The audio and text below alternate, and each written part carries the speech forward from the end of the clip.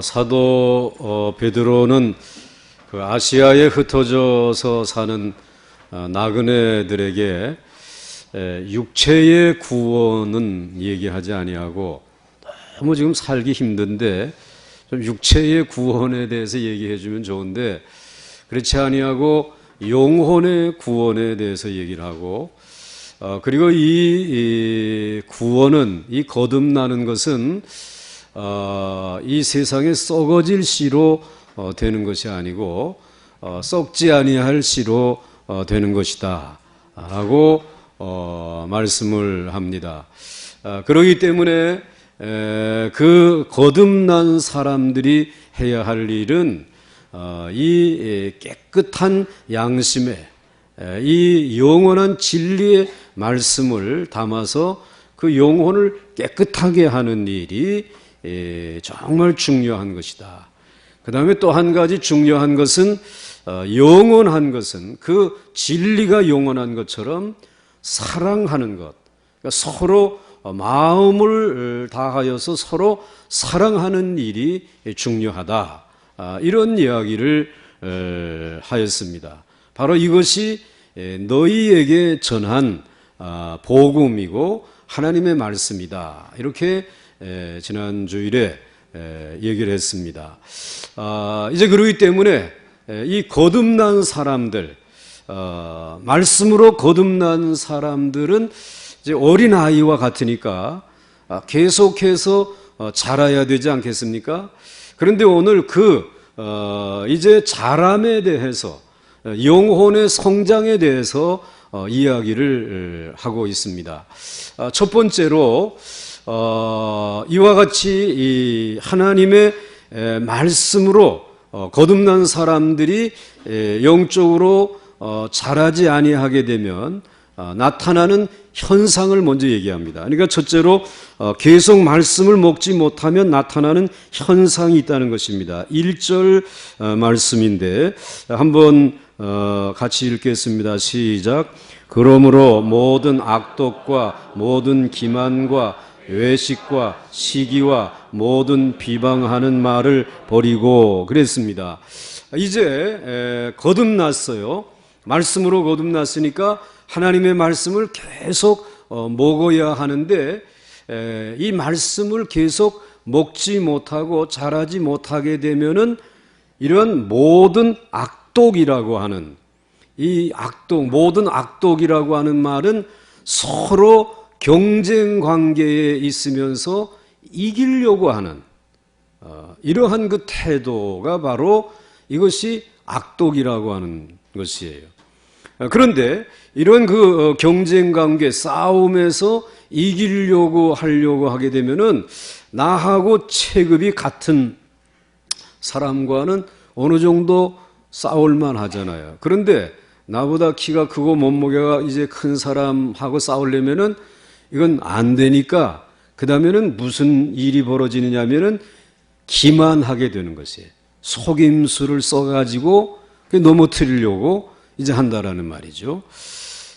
그러니까 이렇게 해서 기만을 하고 넘어뜨리면서 그 다음에 나는 지금 거듭난 사람이니까 그렇지 않은 것처럼, 기만하며 사는 사람이 아니고 그저 정도로 살아가는 것처럼 위장을 해야 되니까는 외식하게 된다라는 것이에요.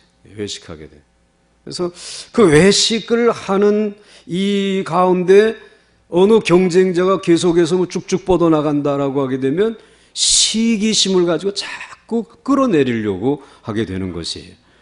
그리고는 결정적인 뭔가를 잡았다라고 하게 되면 그 다음에 폭탄을 투하하는데 비방이라고 하는 모든 할 말 못할 말 다 하면서 비방의 폭탄을 이제 투하해서 결국은 내가 이기려고 하는 것이 이런 게. 그런데 이러한 일들이 거듭난 사람들에게 일어나고 있다는 것이에요.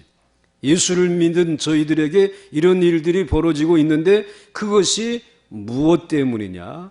거듭난 것이 말씀으로 거듭난 것인데 계속해서 무엇을 공급받지 못할 때? 말씀을 공급받지 못할 때 이런 현상들이 나타난다라고 하는 것입니다. 자, 그래서 여러분들 이 싸움이라고 하는 것, 지금 말한 이 5가지는 결국 싸움인데, 이 싸움이라고 하는 것은 배고플 때 나타나는 현상이에요. 여러분들이 어렸을 때 형제들은 많잖아요. 그런데 부모님들은 가서 이제 돈 벌러 간단 말이죠. 돈 벌러 가기 전에 뭐 밥을 한 그릇 이렇게 이제 상하나 차려놓고 너희들 이거 먹어라. 그런데 먹으려면은 이 5명이 형제가 저녁까지 다 먹을 만큼 넉넉하게 차려놓고 나가면은 싸울 일이 없는데 꼭 그때 어려운 때니까 모자란단 말이야.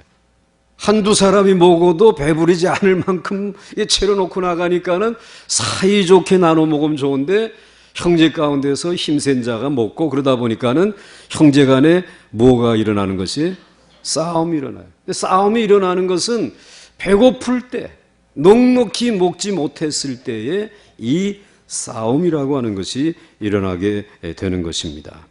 그래서 여러분, 오늘날 우리 그리스도인들이 그런 상태 속에 살아가고 있습니다. 말씀으로 거듭났는데 그런데도 여전히 이와 같은 악독과 기만과 그리고 외식과 시기와 모든 비방하는 말을 가지고 싸우며 살아가는 것은 마치 먹지 못한 줄이고 있는 형제들이 싸우는 것처럼 하나님의 말씀으로 배부름을 얻지 못한 이들이 싸운단 말이에요. 그것이 바로 우리들의 삶의 모습이라고 하는 것입니다. 그래서 우리 예수 믿는 사람들은 믿음 안에서 잘 자라려고 하게 되면 하나님의 말씀을 잘 공급받아야 할 줄로 믿습니다. 그런데 하나님의 말씀으로 잘 공급받아야 하는 것 중요하지만은 먼저 우리들이 기억해야 될 것은 그냥 말씀으로 거듭나서 아직 어린아이의 수준에 있을 때에도 하나님이 나를 보고 기뻐하신다. 이러한 그 마음을 먼저 가질 필요가 있습니다. 그런데 사람들은 예수 믿고 거듭나게 되면은 빨리 무언가 쑥쑥 자라가지고 일을 하고 뭐 마치 이제 신학교도 가고 선교사로도 가고 이래야 될 줄 알고 있는데 아니라는 것이에요. 여러분, 자녀를 낳아 놓으신 부모님들은 그냥 그 갓난 아이의 모습만 보고도 그냥 이제 옹알옹알하는 그 모습만 보고도 아주 즐거워하고 기뻐하고 행복한다는 것이에요. 목사님은 뭐 아직 손주도 없는 주제에 뭘 그런 얘기를 하느냐. 그런데 뭐 할 말은 없지만은 나도 언젠가 본때를 보여줄 때가 있다는 것 여러분들이 이제 아시고 우리들을 보고 그렇게 즐거워하고 있다는. 그래서 자꾸 인간적인 생각이 들어요. 다른 사람에 대해서 정말 자꾸 시기심을 가지게 되고 그러면서 왠지 모르게 나는 잘하지 못하는 것 같은 그러한 열등의식 같은 것이 우리에게 찾아올 때 있어요. 그런데 그럴 필요 없다라는 것이에요. 여러분들 그냥 말씀으로 거듭난 그 상태 속에서도 하나님은 지금 기뻐하고 여러분들을 즐거워하는 줄 믿으시길 바랍니다. 그런데 놓치지 말아야 될 것은 하나님의 말씀은 계속 공급받아야 된다는 것이에요. 이것을 배부르게 못 먹으면 싸우게 되어져 있어요. 제가 그 아프리카 이제 탄자니아 우리 선교지를 오고 가다가 한 번은 이제 마사이족들이 사는 곳을 찾아가 보았습니다. 그 마사이족들은 그야말로 자기들이 아프리카에 있는 종족 가운데 제일 용맹스럽다고 하는 자부심을 가지고 있습니다. 이제 가 보니까 그곳에 소똥으로 집을 짓고 살고 있어요. 여러분, 소똥으로 집을 짓는 그런 옹색한 곳에 살고 있는데 그럼에도 불구하고 그들의 자부심은 우리는 아프리카 모든 종족 가운데 가장 용맹스럽다. 싸움을 잘한다라는 것이에요. 그런데 그 이야기를 들으면서 사방을 바라다 보니까 마음이 그렇게 좋지 않았어요. 왜냐하면 먹을 것이 아무것도 없어요. 그러니까 먹을 것이 없어. 뭐 거기 뭐 논이 있거나 밭이 있는 것도 아니에요. 그렇다고 해서 무슨 유실수 과일나무가 있는 것도 아니고 아주 호호 볼판에 아무것도 간혹 보이는 짐승들, 이거밖에는 보이잖아요. 그러니까는 이 사람들이 배가 고프니까는 사냥을 하지 않으면은, 용맹스럽게 나가지 아니하게 되면은, 그걸 다 사자의 밥이 되고 짐승의 밥이 되어지니까는 싸움을 잘 할 수밖에 없다라는 것이. 그들의 그 전투력은 어디에서 나온 것이냐? 배고픔에서 나온 것이라는 것이. 그러니까 여러분들, 우리들이 오늘 예수 믿고 구원 받았음에도 불구하고 오늘 우리들이 이와 같이 악독과 그리고 기만과 위선과 뭐 이러한 것들을 가지고 자꾸 공동체 안에서 싸우거나 세상과 싸운다라고 하는 것은 내가 지금 배가 고프다라는 얘기예요. 하나님의 말씀으로 배부름을 얻지 못하였기 때문에 그런 일들이 벌어지고 있다라고 하는 사실입니다. 여러분, 우리 그리스도인에게 찾아오는 어려움은 대부분 하나님의 말씀을 제대로 듣지 못한 데서 찾아오는 것입니다. 그렇기 때문에 대부분의 문제들은 하나님의 풍성한 말씀을 듣기만 하면 해결될 줄 믿으시기 바랍니다. 그 다음에 한 가지 더 우리가 기억해야 될 것은 하나님의 말씀이, 하나님의 그 신실하심이 정말 내가 붙들어야 될 것이다. 그러니까 하나님은 신실하신 줄 믿으시기 바랍니다. 그래서 여러분들, 우리 마태복음 4장 4절에 예수께서 대답하여 이르시되 기록되었으되 같이 읽습니다. 사람이 떡으로만 살 것이 아니요 하나님의 입으로 나오는 모든 말씀으로 살 것이라 하였느니라 하시니. 아멘. 자, 그러면 우리는 이제 이것을 믿어야 된다는 거예요. 사람이 떡으로만 사는 것이 아니라 하나님의 말씀으로 산다. 그럼 말씀하시는 하나님을 신실하신 하나님으로 믿어야 된다는 것이에요. 그런데 우리 예수님께서 이 말씀을 해 주시기 전까지 많은 무리들에게 말씀을 가르치셨어요. 그리고 많은 무리들이 이제 예수님에게 나와서 말씀을 이제 듣게 되었습니다. 그럼 말씀을 듣는 중에 점심때가 되고 음식을 먹어야 될 때가 되었어요. 그래서 예수님이 뭐 가지고 있는 게 있느냐? 아유, 우리는 아무것도 없습니다. 그럼 제자들에게 뭐 가지고 있는가? 라고 물었더니 뭐 우리도 가지고 있는 게 없고 어린아이 하나가 자기 점심이라고 보리떡 5개, 물고기 2마리 가지고 왔는데 이것 그저 주님께서 잡수시면 됩니다. 선생님 드시죠. 그래서 예수님께서 그것을 받아 드시고는 하늘을 우러러 축사하시고 자, 사람들에게 떼어주라 그랬어요. 얼마나 충격이겠어요. 아니, 이걸 가지고 뭐 누구에게 근데 떼어주다 보니까 그분의 말씀대로 떼어주다 보니까는 다 골고루 먹이고도 12광줄이 담을 만큼 남았다는 것이. 거기에서 그와 같은 사실을 보면서 말씀을 하시는 분의 그 신실하심, 이걸 우리가 믿어야 돼요. 사람이 떡으로만 사는 것이 아니라 하나님의 말씀으로 사는 것이구나. 그 들판에서 경험을 했어요. 그런데 사실 그 들판을, 그 광야를 지난 이들이 있어요. 바로 그들의 조상 이스라엘 백성들이 출애굽을 하고 그리고는 광야로 나와서 40년을 그 광야에서 사는 동안 광야에는 정말 쌀 한 톨 없었습니다. 그리고 뭐 과일, 이 한 알조차도 없는 그냥 모래 사막이고 정말 바위로 가득 찬 곳에 물 한 모금 찾아보기 어려운 곳인데, 그런데 그 광야를 이끌고 나가시면서 우리 하나님께서 가르치신 것, 그 백성들, 그 광야를 지나가는 백성들에게 하나님이 가르치신 말씀이 사람이 떡으로만 사는 것이 아니라 하나님의 입으로 나오는 모든 말씀으로 사는지라. 그걸 가르쳤어요. 근데 그 말씀대로 하나님께서 40년 동안 이스라엘 백성들에게 만나를 내리셨고, 그리고 저들에게 바위를 쳐서 생수를 터뜨려서 그들로 하여금 목마르지 않게 하시고 광야를 40년을 지나게 해 주셨어요. 이스라엘 백성들은 경험했습니다. 아, 사람이 떡으로만 사는 것이 아니라 하나님의 입으로 나오는 모든 말씀으로 사는구나. 그 하나님은 신실하신 하나님이신 줄 믿습니다. 그 말씀하시는 그 하나님은 신실하신 하나님이신 줄 믿습니다. 그것을 그들이 배웠다라는 말씀입니다. 그러므로 오늘 우리들도 말씀으로 거듭난 사람들이 제일 먼저 해야 될 일은 그냥 거듭나서 말씀을 먹어야 될 어린 자녀의 모습 그대로도 하나님이 순수하게 사랑하시고 인정해 주실 뿐만 아니라 우리가 기억해야 될 것은 그분의 말씀은 신실한 말씀이다. 이 믿음을 가지고 살아야 한다는 말씀입니다.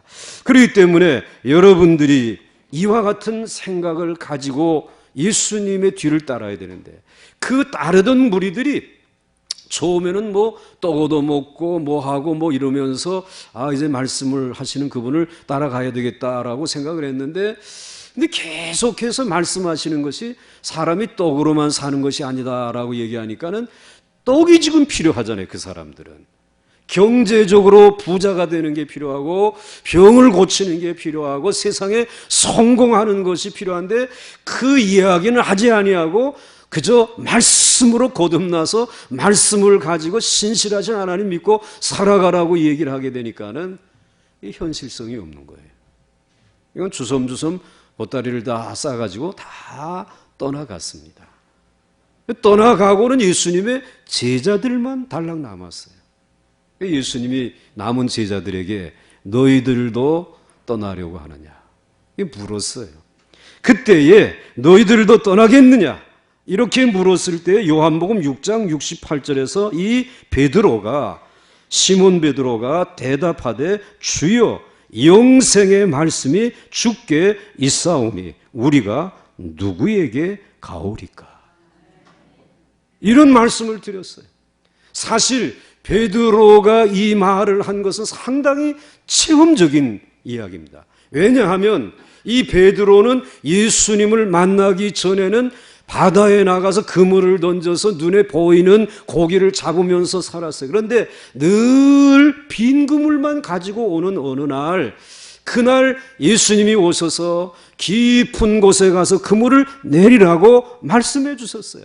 그 말씀에 순종해서 깊은 곳에 그물을 내렸더니 그물이 찢어질 정도로 많은 고기를 잡게 되었어요. 세상에 이런 일이 일어날 수 있을까? 저분이 도대체 누구이기에 그 말씀대로 이루어지는가? 그런데 그분에게 하나님이 깨달음을 주시고 아 이분이 하나님의 아들이라고 하는 사실, 이분이 하나님이라고 하는 사실을 깨달으면서 그는 그분 앞에 무릎을 꿇고 나는 죄인이로소이다. 나를 떠나시옵소서. 그것은 나를 버리라고 하는 말씀이라 아니라 정말 당신의 그 말씀은 신실한 말씀이다. 그래서 그분이 이 베드로가 이제 거듭나는 그런 놀라운 이제 이 변화의 순간이었어요. 죄는 버리고 옛 생활은 버리고 이제 새로운 삶을 출발하겠다고. 그래서 그에게 사람을 낚는 어부가 되라고 축복해 주시지 않습니까? 베드로는 알고 있습니다. 내가 거듭난 것이 새로운 삶을 살게 된 것이 세상에 있는 떡으로 지식으로 된 것이 아니라 무엇으로? 하나님의 말씀으로 된 것을 알고 있어요. 체험하고 있어요. 그래서 자기에게 이런 새로운 삶이 지금 주어졌어요. 그런데 이전에는 없었던 삶이에요. 그냥 떡을 찾아가고 세상의 성공을 찾아가던 그런 삶이었는데 이제는 하나님의 말씀으로 내 영혼을 진실하고 깨끗한 영혼을 만들고 채우면서 정말 이웃을 서로 사랑하며 마음으로 사랑하는 이런 새로운 삶의 출발이 이 말씀으로 되어진 것이기 때문에 나 이제 주님을 버려두고 떠날 수 없습니다. 이 고백을 지금 하고 있는 것이에요. 여러분, 사랑하는 성도 여러분, 우리가 거듭난 것, 새로운 삶을 얻게 된 것은 하나님의 말씀을 통해 이루어진 것입니다. 그러므로 여러분들은 오늘 다시 한번 베드로전서 1장 23절 말씀을 기억하시면서 그 말씀하시는 하나님의 신실하심을 정말 여러분들이 믿고 의지할 수 있기를, 의심치 않을 수 있기를 주의 이름으로 축원합니다. 그래서 베드로전서 1장 23절에 너희가 거듭난 것은 썩어질 씨로 된 것이 아니요 썩지 아니할 씨로 된 것이니 살아있고 항상 있는 하나님의 말씀으로 되었느니라. 그렇기 때문에 거듭난 영혼에게는 계속해서 하나님의 말씀이 공급되어져야 돼요. 하나님의 말씀이 공급되어지지 아니하게 되면 악독한 자가 되어진다는 것이, 경쟁에서 살아남기 위해서 남을 속이는 기만하는 자가 되고, 그리고 외식하는 자가 되고, 남을 시기하고, 그리고 모든 비방하는 말로 멸시하면서 살아가는 이 싸움쟁이가 된다고 하는 사실을 오늘 말씀하고 있습니다. 혹시 여러분들이 이와 같은 싸움의 중심에 서서 어떻게 해서든지 이기는 자가 되는 것을 삶의 목표로 삼고 있다면 거듭났음에도 불구하고 하나님의 말씀으로 배부름을 얻지 못하였기 때문인 줄 믿으시길 바랍니다. 그 다음에 이제 둘째로 이 순전하고 신령한 젖을 먹어야 한다는 것입니다. 그래서 말씀으로 거듭난 성도에 가장 필요한 것은 말씀을 먹는데 순전하고 아주 신령한 젖을 먹어야 됩니다. 2절 말씀입니다. 2절 말씀 우리 같이 읽겠습니다. 시작. 갓난아기들 같이 순전하고 신령한 젖을 사모하라. 이는 그로 말미암아 너희로 구원에 이르도록 자라게 하려 함이라. 아멘. 이 진정으로 거듭난 자에게 가장 중요한 것은 세상의 명예나 그리고 권력이나 성공이 아닙니다. 여러분 지금 갓 태어난 어린아이에게 야, 내 재산을 증여하겠다. 이 주식 이거 몇백만 주 시가로 이거 몇백억인데 너 가져라. 그리고 여기 부동산 이거 이제 증서니까 이게 지금 건물이 몇 채고 이거 네가 가져라. 이제 너는 평생 걱정할 거 없다. 그리고 그 다음에는 뭐 이제 내가 어떤 권력이 있으니까 너는 이제 이 회사의 이제 회장이다. 그러면 그 어린아이가 그 세상의 권력과 명예를 가지고 자라날 수 있어요? 그 어린아이에게 필요한 것은 세상의 성공이나 너는 뭐 이 세상에서 뭐 이렇게 눈에 보이는 어떤 번영을 얻는 것이 아니라 먼저 뭘 잘 먹어야 돼? 이 젖을 잘 먹어야 된다. 근데 이 그리스도인들은 거듭나고 난 다음에 속히 이런 것부터 요구한다. 그렇게 되어지기를 원한다는 거예요. 그런데 오늘 베드로가 오늘 이 아시아에 고난받는 흩어진 나그네들에게 그것이 중요한 게 아니다 말이야. 네로보다 강하여지는 거 이거 아니란 말이야. 너희들이 이 세상에서 그래도 집칸이라도 쓰고 사는 것 이게 중요한 것이 아니라 오늘 갓 태어난 너희들은 말씀으로 태어난 너희들에게 필요한 것은 신령하고 깨끗한 젖이 필요하다 말이지. 그 말씀이 너에게 필요하다라는 것입니다. 그리고 어린아이들이 태어나게 되면은 어린아이들에게 어머니들이 뭘 먹입니까? 이 젖을 먹이잖아요. 그런데 그 젖이라고 하는 것에다가 이 신령하고 깨끗한 순수한 젖이 아닌 물을 좀 타가지고 그래가지고는 아이에게 먹이게 되면은 아이는 벌써 입맛이 달라져가지고 안 먹어요. 그래도 이걸 억지로라도 먹이면 먹지만은 결국은 그 아이는 건강하게 자라지 못해요. 병을 이길 만한 그런 능력이 없어요. 그렇기 때문에 그 어머니의 모유, 순수한 그것을 먹여야 된다는 거예요. 그런데 여러분 모유라고 하는 것, 태어나자마자 어머니의 그 젖에서 나오는 그 모유, 초유가 한 8일 정도 뭐 이렇게 나온다는가 봐요. 그런데 그것이 얼마나 영양가가 있는지 모른다는 거예요. 영양가만 있는 것이 아니라 거기에는 이제 스스로 면역 체계를 이제 갖출 수 있도록 밖에서 들어오는 이런 병균을 막을 수 있는 어떤 그런 그 이제 능력이 그 어머니의 젖에 있다라는 것입니다. 그렇기 때문에 그것은 꼭 그대로 먹이라는 것이에요. 그 모유를 먹여야 된다라는 것이에요. 그러면은 건강하게 질병을 이기고 자랄 수 있다는 것이. 마찬가지로 우리는 어떠한 사상으로 이제 이와 같이 사상으로도 오염되지 않은 순수한 하나님의 말씀을 듣는 것이 중요하다. 물론 하나님의 말씀이 얼마나 많이 들려주고 있어요. 얼마나 많은 목회자가 있고 얼마나 많은 기독교 방송이 있어요. 그런데 순수하고 오염되지 아니한 하나님의 말씀을 들어야 된다는 거예요. 그걸 먹어야 된다는 것이에요. 왜냐하면 그것을 먹어야 우리가 죄를 이길 수 있기 때문에 그래요. 이 세상에 있는 모든 이제 이 세상을 살아갈 수 있는 영적인 힘을 그 말씀을 통해 순수한 말씀을 통해서 공급받을 수 있기 때문에 그래서 그러한 순전한 젖을 사모하라고 하였어요. 하나님의 말씀은 설교자의 인격을 통해서 교인들에게 전달되어지는 것입니다.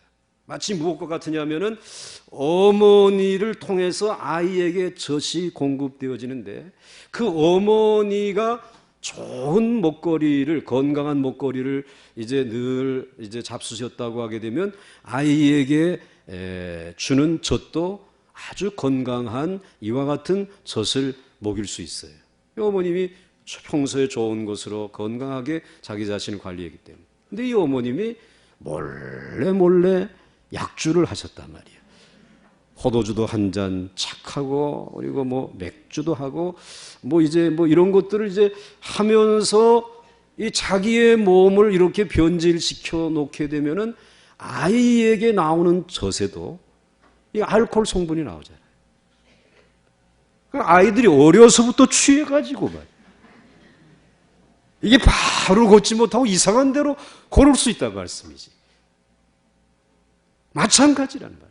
그러니까 말씀을 전하는 목회자가 바른 인격을 가진 그분을 통해서 하나님의 말씀이 전해질 때에 그 하나님의 말씀은 순전한 말씀이란 말이에요. 오늘 우리에게 세상을 이길 수 있는 힘이 되는 말씀이 되어진다는 것이에요. 오늘날 강단에서 TV에서 곳곳에서 하나님의 말씀이 넘쳐납니다. 그러나 하나님의 말씀은 양보다 말씀의 농도가 중요하단 말이지. 어떤 말씀은 너무나 희석이 되어서 아무리 먹어도 힘이 나지 않습니다. 그러나 제대로 된 하나님의 말씀은 그 자체가 약이기 때문에 한 번만 먹어도 정말 지쳐 있던 영혼들, 피곤해 있던 영혼들, 삶의 용기를 잃어버렸던 영혼들이 살아나는 줄 믿으시기 바랍니다. 하나님의 말씀의 능력인 것입니다. 그래서 목회자들은 순전한 하나님의 말씀을 먹이기 위해서 몸부림쳐야 하는 것입니다.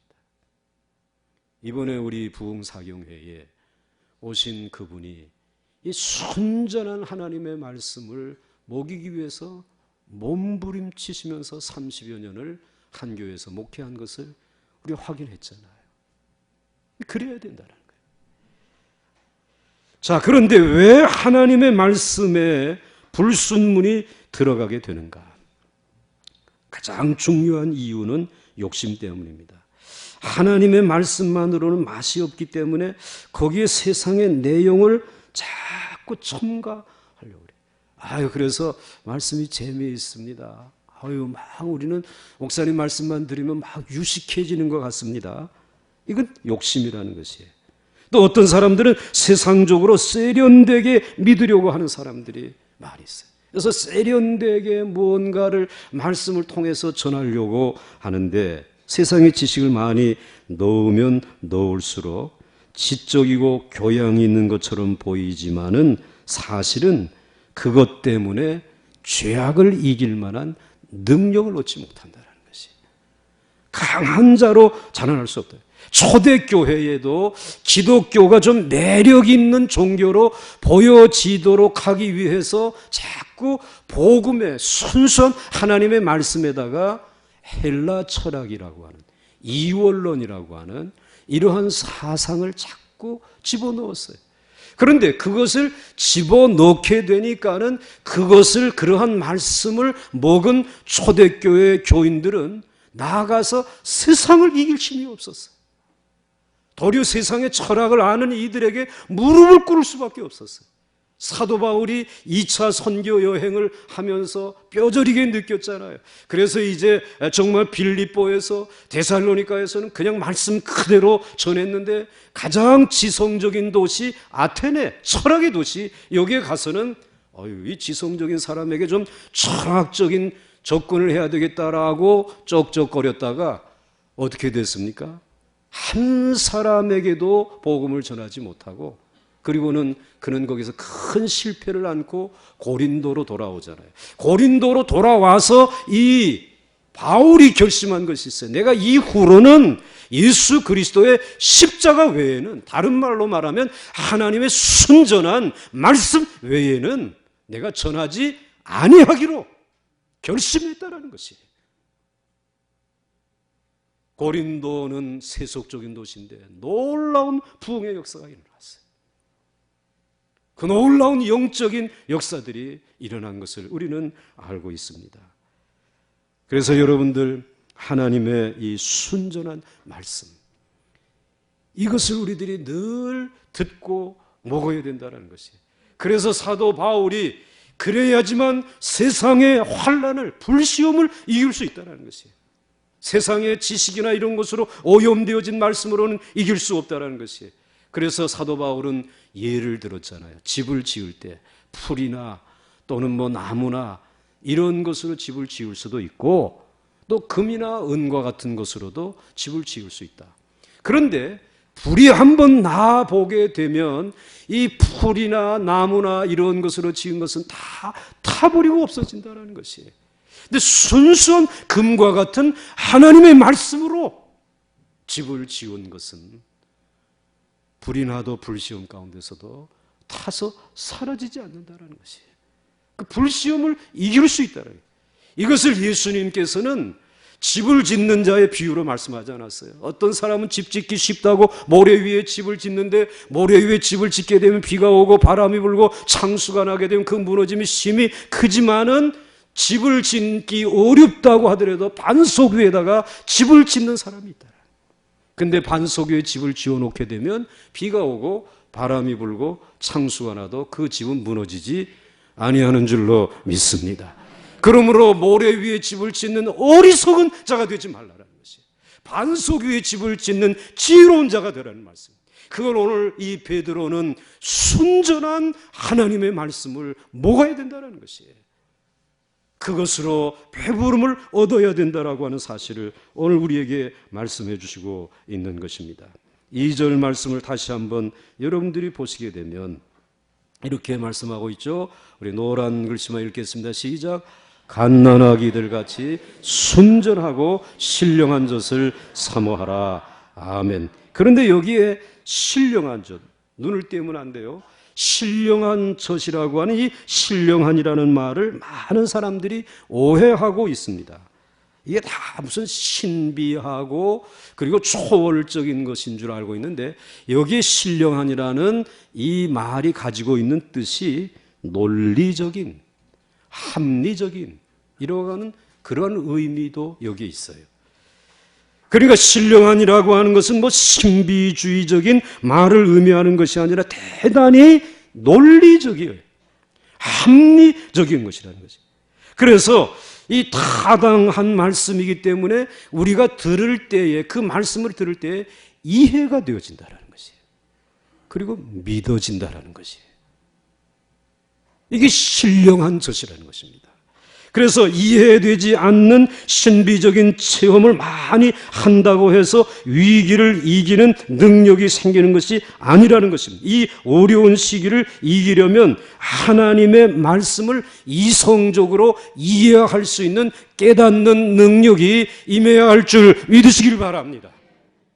그거 중요하다는 것이에요. 그래서 순전하고 신령한 말씀을 먹고 그 말씀을 알아들어야 신앙이 자라는 것입니다. 알아듣지 못하면 아무리 들어도 소용이 없습니다. 그렇기 때문에 아무리 급하여도, 아무리 힘들고 다급하여도 여러분들 정말 이 세상 어떤 신비한 초월적인 그러한 것에 여러분의 영혼을 맡기지 마시고, 오늘 이 순전한 하나님의 말씀에, 여러분들이 신실하신 그 하나님의 말씀에 여러분의 삶의 문제를 맡길 수 있기를 주의 이름으로 축원합니다.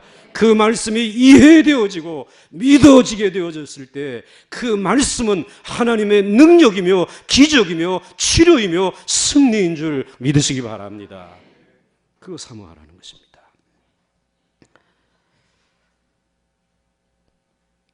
그 다음에 이제 마지막 그럼 신앙이 말씀으로 거듭난 사람들이 하나님의 말씀을 제대로 공급받지 못하면 아까 그렇게 싸움꾼이 되어진다는 거예요. 그 다음에는 그래서 이제 우리가 신령한 젖을 사모하면서 말씀을 계속 공급받아야 된다라고 오늘 얘기를 하고 있는데, 그래서 이제 신앙이 자라야 된다고 그랬는데, 자, 그러면 신앙이 자라는 단계는 어떠한가? 우리는 이 신령한 젖을 언제까지 먹어야 할까? 계속 또 젖만 먹고 있을 수는 없잖아요. 우리는 늘 젖만 먹으면 자랄 수가 없는 것을 알기 때문에 이제 단단한 음식을 먹고 자라야 하는데, 2절 하반절 말씀해 보시면은 노란 글씨 읽습니다. 시작. 그로 말미암아 너희로 구원에 이르도록 자라게 하려 함이라. 아멘. 이 신령한 젖을 먹다 보게 되면은 이제 구원에 이르도록 자라게 된다라고 하는 것입니다. 그래서 어린아이의 단계, 청소년의 단계, 그 다음에 청년의 단계, 장년과 노년의 단계로 이제 자라게 되겠죠. 그런데 어린이의 단계에서는 하나님의 말씀을 먹고 기뻐하고 감격하게 됩니다. 그래서 거듭났어. 말씀으로 거듭났어요. 그리고 와서 교회 가는 게 좋아요. 목사님 말씀 들으면 다 얼마나 은혜가 되고 기쁨이 되고, 끝나면은 막 노래 부르면서 막 집으로 가요. 근데 그렇게 들락날락 하다가 내가 언제까지 이렇게 정신 나간 사람처럼 희죽희죽 웃으면서 지날까? 아유, 나도 좀 교회에서 일을 좀 해야 되겠다. 그래가지고는 일하는 사람들을 부러워하고 일하는 틈바구니에 들어갑니다. 그런데 그때부터 길이 잘못 들어주는 거예요.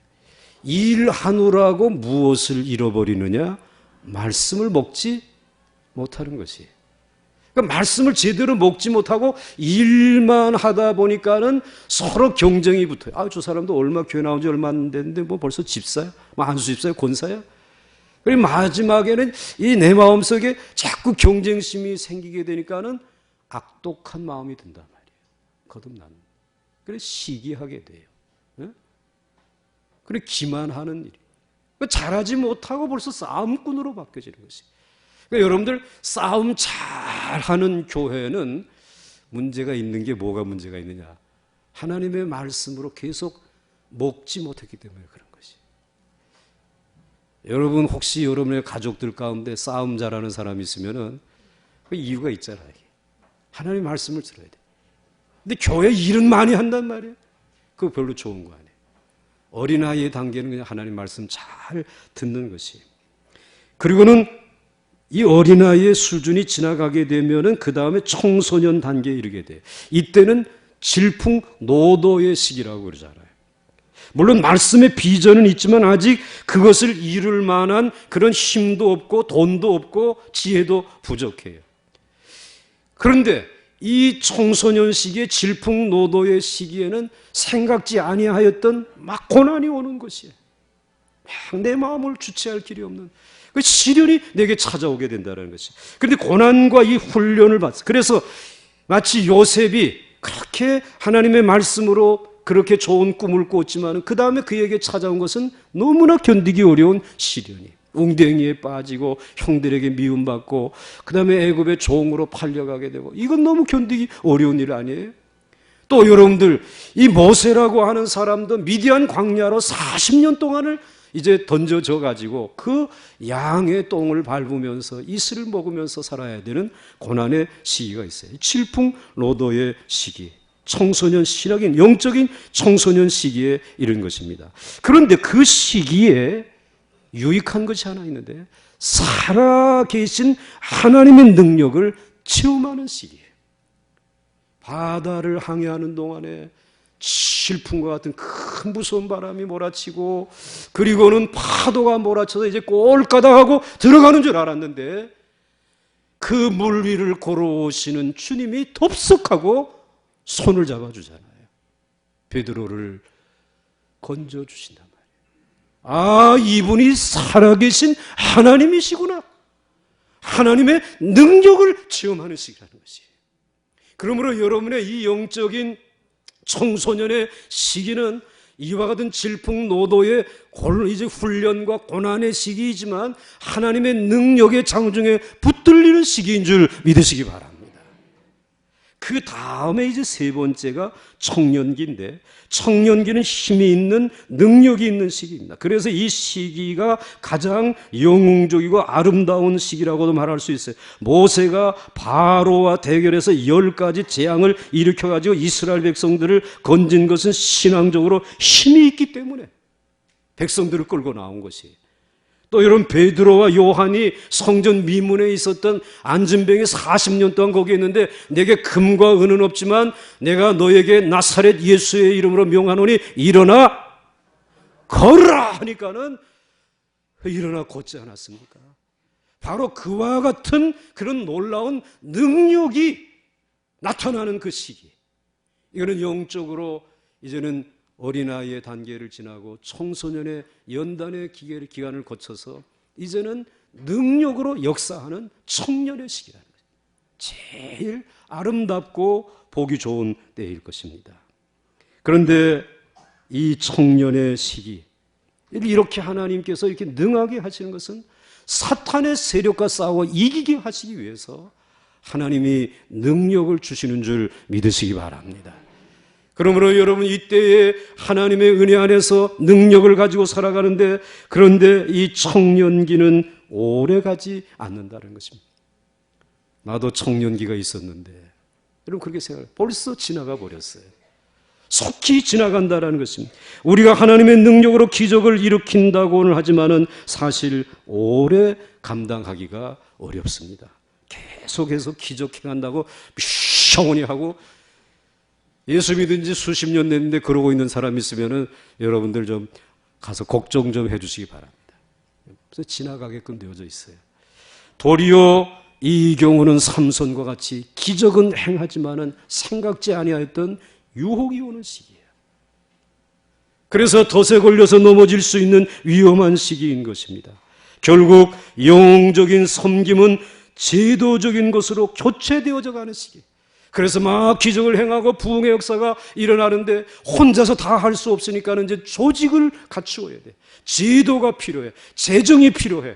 그러다 보니까는 이 청년기를 지나면서 장년기로 어느덧 넘어가면서 제도라고 하는 틀 안에, 교회라고 하는 조직 안에서 여러분들이 신앙생활을 하게 됩니다.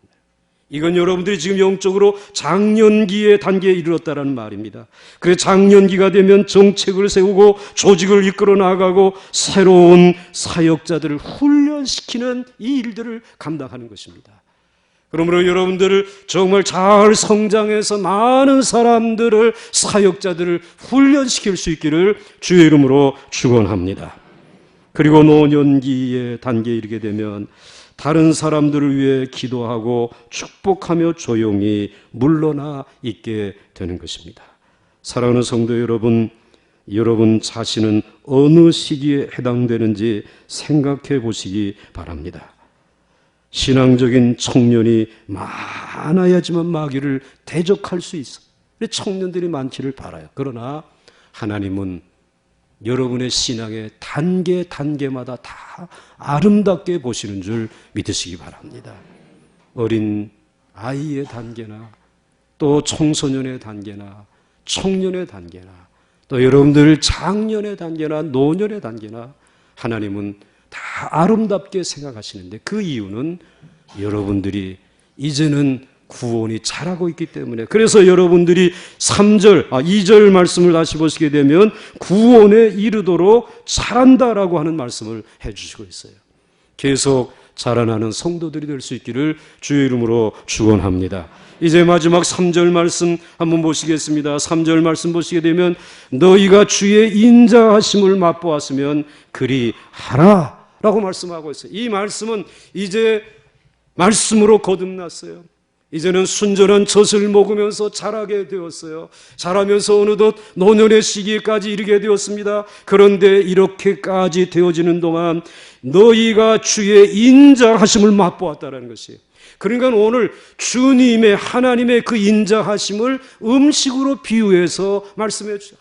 참 너무 맛있었다. 여러분들의 신앙의 시작부터 지금까지 되돌아보게 되면 많은 우여곡절이 있었지만 그때마다 여호와의 인자하심이 여러분에게 함께하고 있는 줄 믿으시기 바랍니다. 그래서 그것을 맛보고 여기까지 왔다는 말씀이에요. 그런데 여러분, 여호와의 인자하심이라고 하는 맛은 마치 무엇과 같으냐면, 우리 어린아이가 태어났을 때에 엄마의 젖을 먹고 우리 엄마가 나에게 이런 맛을 보여주었다. 그때에 그 어린아이에게 젖만 먹이는 것이 아니라 똥기저귀 다 갈아주고, 그 다음에는 또 이제 이와 같이 잠자리 그리고 옷 다 이와 같이 갈아입히면서 자라나도록 하는 것이 어머님의 인자하심이잖아요. 그런데 그 어머님의 인자하심을 맛본 어린아이가 이제 어머님 내가 다 컸으니까는 그 인자하심은 거두어 주세요 하는 부분이 없어요. 나이가 들어가지고 이제 정말 이미 시집장가 다 갔는데도 엄마를 보게 되면은 어머니라고 부르지 아니하고 엄마, 그리고는 입맛을 다시고 그 인자하심을 맛보았기 때문에 우리 엄마는 그 장롱에 꿍쳐놓은 거 언젠간 내게 줄 것이다. 끝까지 그거 바라본단 말씀이에요. 절대로 그 인자하심을 한번 맛보게 되면 다른 건 볼 수가 없어요. 마찬가지예요. 하나님이 여러분에게 인자하심을 맛보게 해 주신 줄 믿습니다. 그렇다면 오늘 우리가 해야 할 일이 무엇인가? 그 맛보았던 하나님의 말씀을 끝까지 신뢰해야 할 줄 믿습니다. 그 말씀을 의지해야 할 줄로 믿습니다. 그래서 다윗은 이렇게 고백하지 않았습니까? 그는 이렇게 고백합니다. 시편 23편 4절에 내가 사망의 음침한 골짜기로 다닐지라도 해를 두려워하지 않을 것은 주께서 나와 함께 하심이라. 주의 지팡이와 막대기가 나를 안위하시나이다. 그리고 6절로 넘어가서 여러분이 읽으시기 바랍니다. 시작. 내 평생의 선하심과 인자하심이 반드시 정녕 나를 따르리니 내가 여호와의 집에 영원히 살리로다. 아멘. 할렐루야. 이렇게 성장해 갈 수 있기를 주의 이름으로 축원합니다. 함께 찬송하겠습니다.